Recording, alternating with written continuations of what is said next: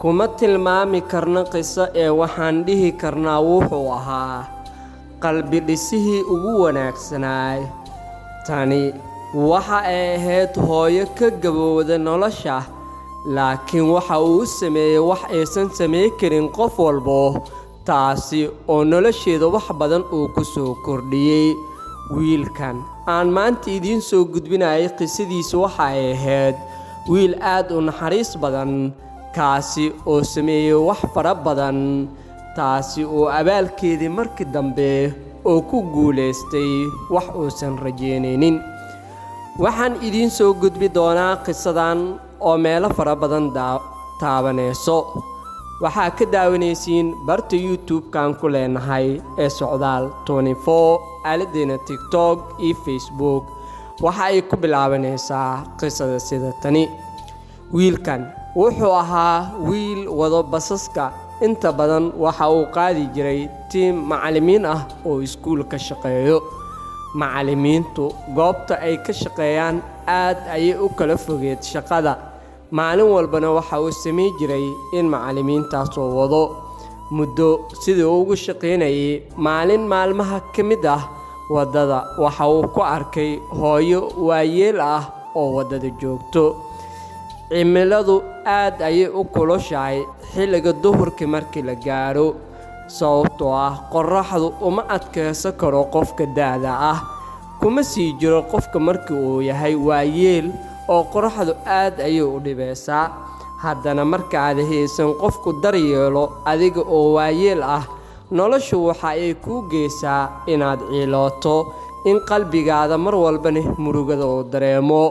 hooyadan waxay ahayd hooyo in badan murugo iyo xanuun dareemaysay. wiilkii asaga oo macallimiinta wado ayuu u adkaysan waayay hooyadan qorraxda joogto. kadib waxa uu go'aansaday inuu ka soo dego baska. markaas ayuu dhahay, hooyo biyahan cab. markaas ayay dhahday, shukran wiilkaygii, waad mahadsan tahay. markaas ayuu wiilkii la sheekaystay, ayuu weydiiyey xaaladda ay ku sugan tahay hooyadii. wiilkii macallimiinta ayuu waday. markaas ayuu dhahay, hooyo aniga ayaa hadda kadib kuu keeni doono duhurkii qado iyo waxaa cunto. hooyadii aad ayay u faraxday, waxayna dhahday, waad mahadsan tahay wiilkaygiiow. sidaas ayuu wiilkii ku baxay. maalin walbana biyo, cunto iyo raashin ayuu u keeni jiray. maalinkii dambe ayuu wiilkii la sheekaystay hooyadii markii muddo uu cuntada u keenayay, laakiin intii hore wuxuu ahaa qof cuntada u keeno hooyada oo wax hadal ah muusan u furi jirin, wuuna ka tegi jiray. maalinkii dambe ayuu hooyadii wiilkii hadal u furay, asaga uu lahaa, hooyo aaway dadkaadii oo ninkaadii iyo ilmahaadii iyo carruurtaadii iyo familkaadii aaway. markaas ayay hooyadii hadal naxariis leh oo qalbiga ka soo go'ay waxay dhahday, qofna iima joogo dunidan oo dad ma haysto. dhammaan dadkaygu waa ay baaba'een, dhammaan dadkaygina waa ay wada dhinteen. wiilkii aad ayuu u ilimeeyey, wax uu sameeyey ayuuna aqoon waayey.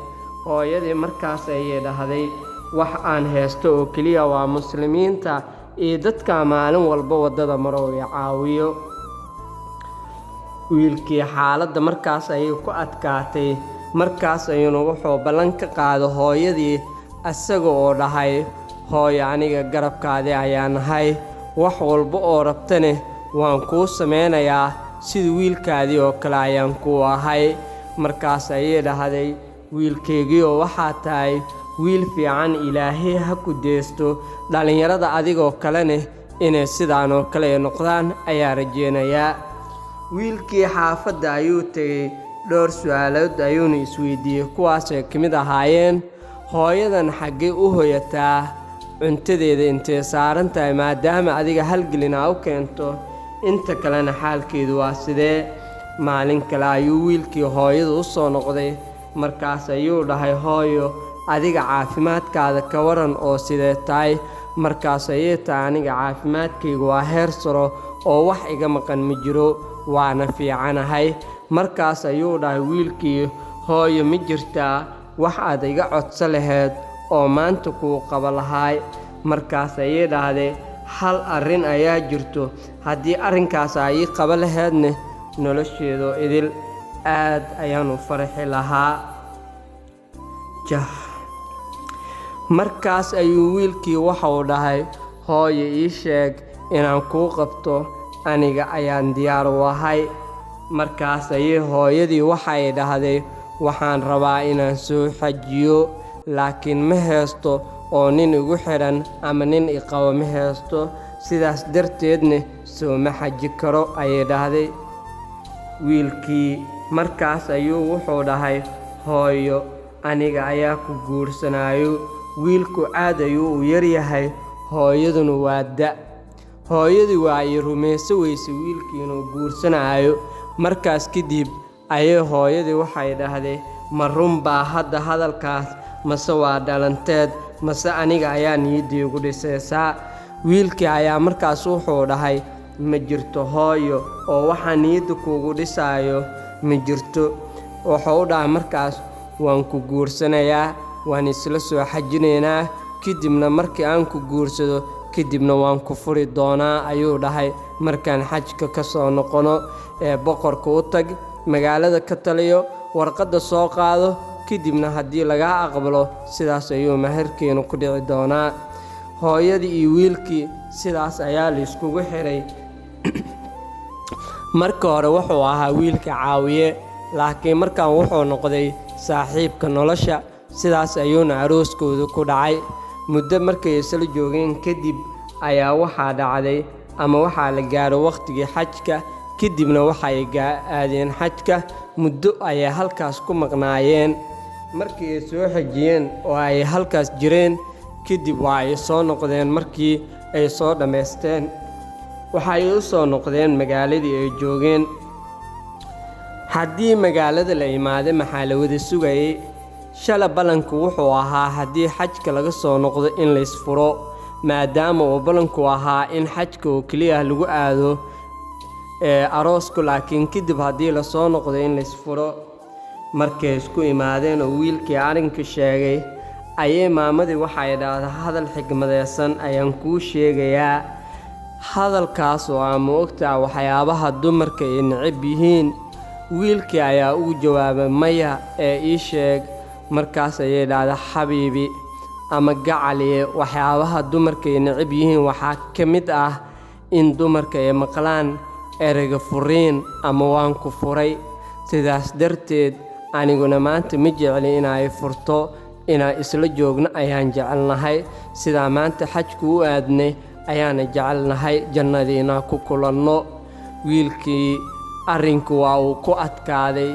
Markaas ayuu dhahay, wax aan ka qabo ma lahan. Muddo markay sidaas isku sii qabeen, maalmo kadib waxaa imaaday geeri. Waxaa dhintay hooyadii ama waxaa dhintay islaantii waayeelka ahayd. Sidaas ayay ku dhimatay. Waa la soo aasay. Kadib wiilkiina waxa uu ku guulaystay ama uu helay dhaxal ahaan dhul qaali ah oo ay maamadu ay lahayd lacag fara badan ayuu wiilkii helay. waxaanu intaasoo ku helay wanaaggii faraha badnaay oo muteystay iyo caawinaadii quruxda badneed oo u sameeyey hooyadaas waqtigii ay u baahneed. boqorka magaalada ka taliya ayaa kadib maqlay arrinkii. boqorkii magaalada ayaana wiilkii waxa uu sameeyey guriga inuu u dhiso. kadibna wiilkii waxaa loo dhisay guri aad u qurux badan, waxaana lagu daray gabar 17 sano jirto oo boqorku dhalay. qisada nuxurka ka baranayna waxay tahay inta badan hooyooyinka da'da ah markii nolosha ay ka caagaan ama nolosha ay ka caakiraan, inta badan waxa ay ka samraan guurka ama qofka nolosha ay la sameey lahaayeen, taasoo inta badan keento in hooyooyin fara badan looga tago ahaan da'da ay weyn yihiin. haddii laakiin wiilkan tusaalaha uu sameeyey dad fara badan ay sameeyaan, soo suurtagal maahan hooyooyin fara badan fikirkooda iyo niyaddooda inay guulaysato. waxaa idiin soo gudbinaya anigoo ah Mahad Abuukar Maxamed Mahad Socdaal. waxaa ka daawanayseen barta YouTube-ka ku leeyahay Socdaal 24. intaa ku kulmi doono qiso noocan oo kala waa saaxiibkiin socdaal oo idin leh isma dhaaf